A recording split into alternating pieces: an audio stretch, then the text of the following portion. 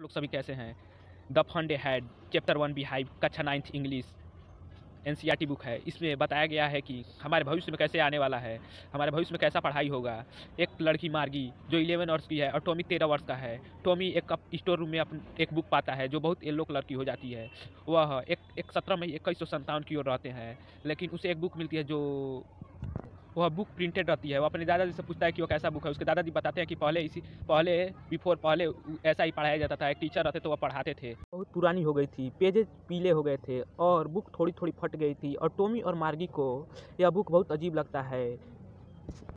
Book अजीब लगती है। वह मार्गी और टॉमी सोचते हैं कि उनके वो जो पढ़ते हैं कंप्यूटर में उन लोग का वर्ड इधर उधर मूव करता है, लेकिन इस बुक में तो मूव भी नहीं कर रहा है। क्यों?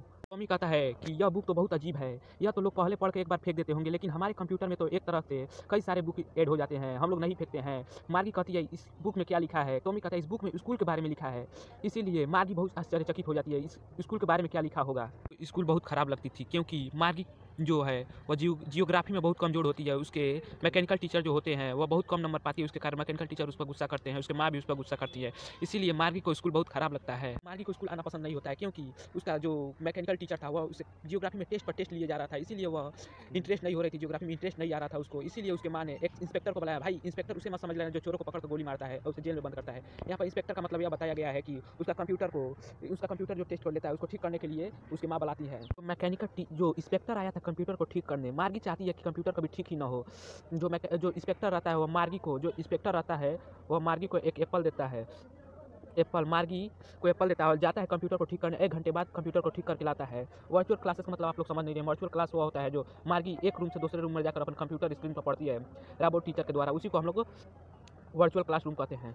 इंस्पेक्टर आता है तो कहता है कि मार्गी बहुत बढ़िया परफॉर्म कर रही है, वो बहुत बढ़िया नंबर ला रही है। कंप्यूटर के केवल खराब होने के कारण उसका नंबर खराब दिखा रहा था, वो बहुत बढ़िया परफॉर्म कर रही है। चाहती थी कि जैसे कि उसका भाई का जो कंप्यूटर हिस्ट्री डाटा था डिलीट हो गया था और इंस्पेक्टर आया था 1 महीने के लिए लेकर गया था उसका कंप्यूटर डाटा, वैसे ही चाहती थी मेरा भी कंप्यूटर डाटा 1 महीने के लिए लेते जाए और 1 महीने हम वह आ जाता है ब्लैक मॉनिटर वाला स्क्रीन और मार्गी को टेस्ट देना पड़ता है। मार्गी चाहती है कि उसे जियोग्राफी ना पढ़ना पड़े, लेकिन मार्गी को जियोग्राफी पढ़ना पड़ता है। और वह देखिए हम लोग जैसे कि हम होमवर्क करते हैं तो टीचर से साइन कराते हैं और उसे नोट्स करके टीचर से साइन कराते हैं। जैसे मार्गी देती है, मार्गी को कंप्यूटर पर ही सब करना होता है, टेस्ट भी देना होता है, स्लाइड पर लिखना भी होता है, होमवर्क भी करना होता है। दोबारा मार्गी आती है, टॉमी से पूछती है कि इस बुक में स्कूल के बारे में कोई क्यों लिखेगा। तब टॉमी कहता है इस बुक में स्कूल के बारे में लिखा गया है। इस स्कूल में ऐसा लिखा गया है जैसे कि पहले ह्यूमन पढ़ाते थे, मानव पढ़ाते थे और लोग बैठकर एक जगह पढ़ते थे और लोग बैग लेकर स्कूल जाते थे, सब लोग एक साथ पढ़ते थे और दोस्तों के साथ खेलते थे, कूदते थे